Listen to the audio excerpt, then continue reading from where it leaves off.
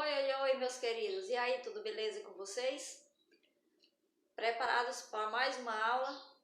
Na aula de hoje, nós também iremos fazer uma viagem para outros lugares. Iremos conhecer um pouco sobre o Renascimento italiano e assim daremos uma passada bem rápida em algumas cidades italianas. Bora?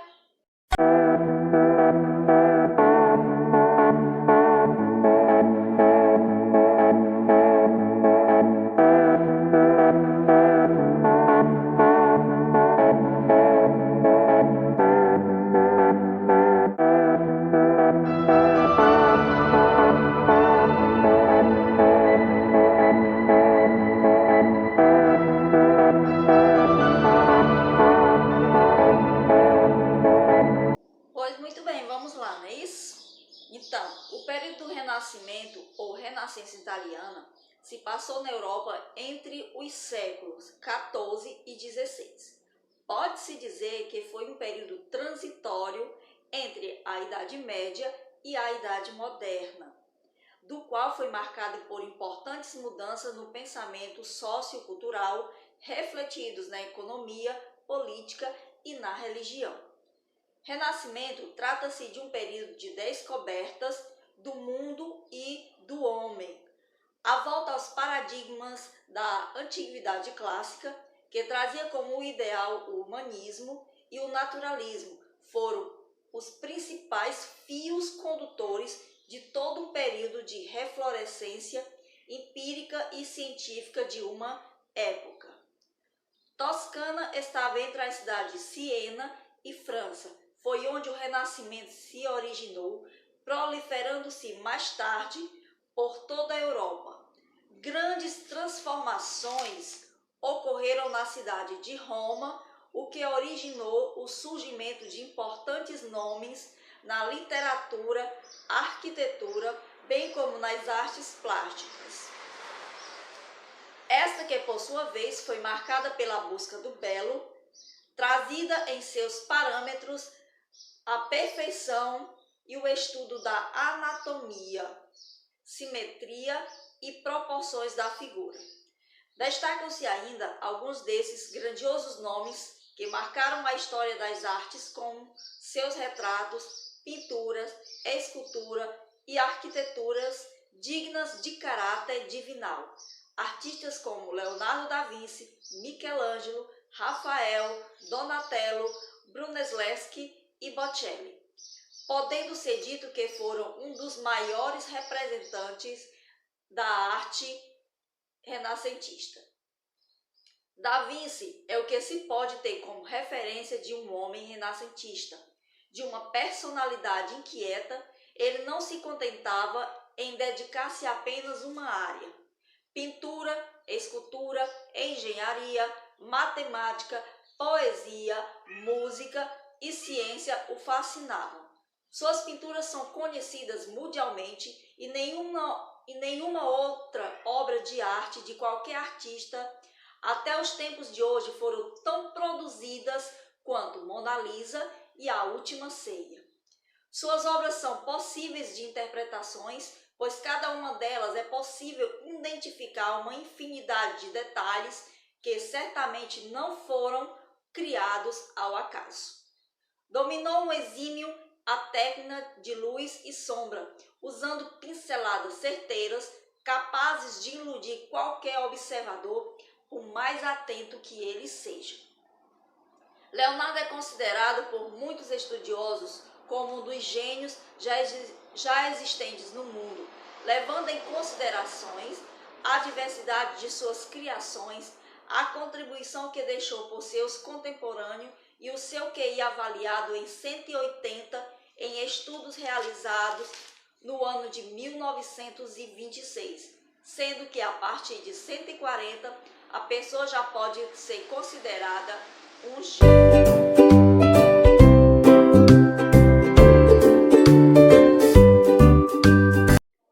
Michelangelo, por sua vez, também foi bastante destacado, pois produziu obras de arte por mais de 70 anos, entre seus mecenas que iam desde membros da família Médici a papas romanos.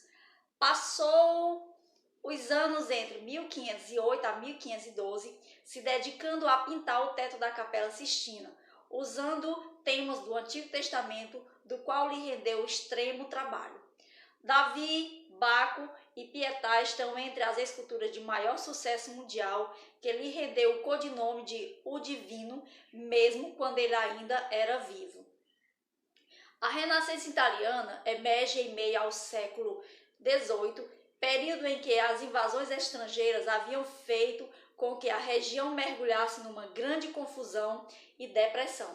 Entretanto, as ideias que a forjaram espalharam-se por toda a Europa, fomentando o que viria a ser chamado de o Renascimento do Norte.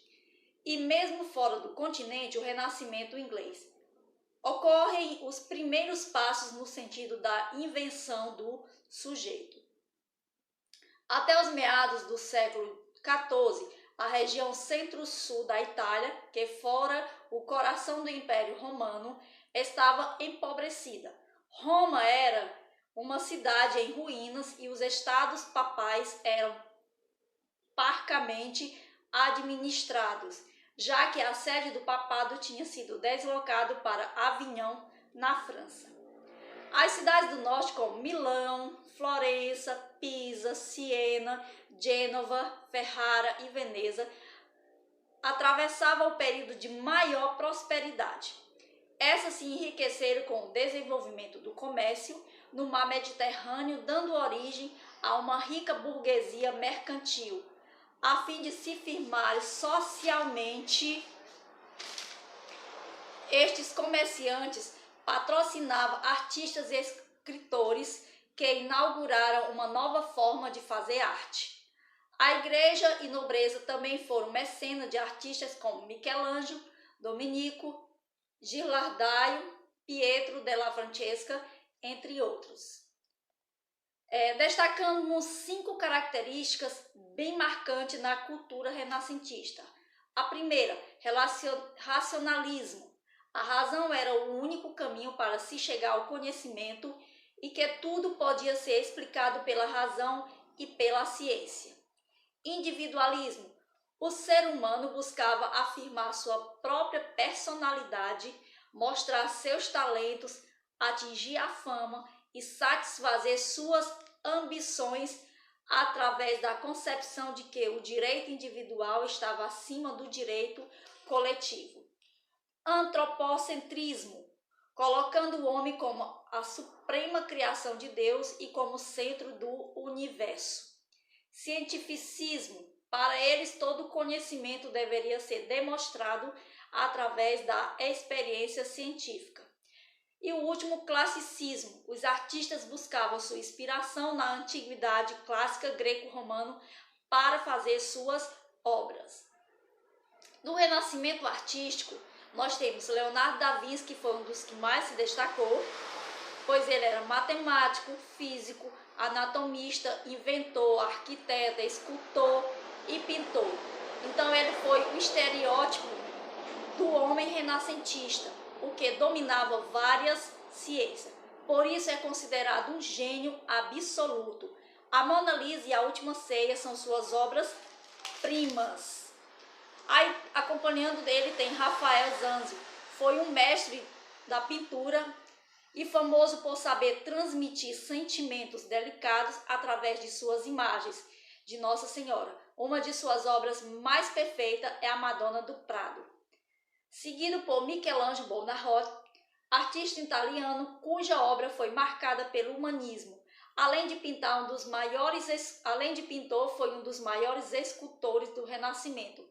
Entre suas obras destacam-se a criação do Adão, o juízo final, Pietà, Davi e outras mais.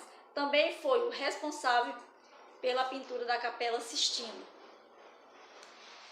Existem algumas coisas bem curiosas dentro da arte renascentista. Por exemplo, entre as principais características do Renascimento foram a cultura burguesa, o humanismo, o antropocentrismo e o otimismo.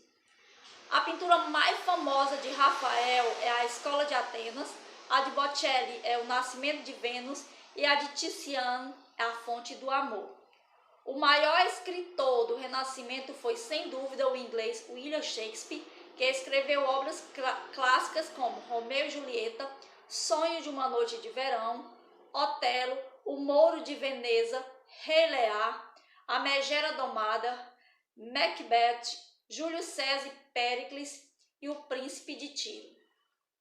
Uma das principais características do Renascimento foi o racionalismo e o experimentalismo, responsável pelo grande salto científico do início da Idade Moderna. Foi durante esse período que o polonês Nicolau Copérnico, o alemão Johannes Kepler, o italiano Galileu Galilei e o inglês Isaac Newton surgiram.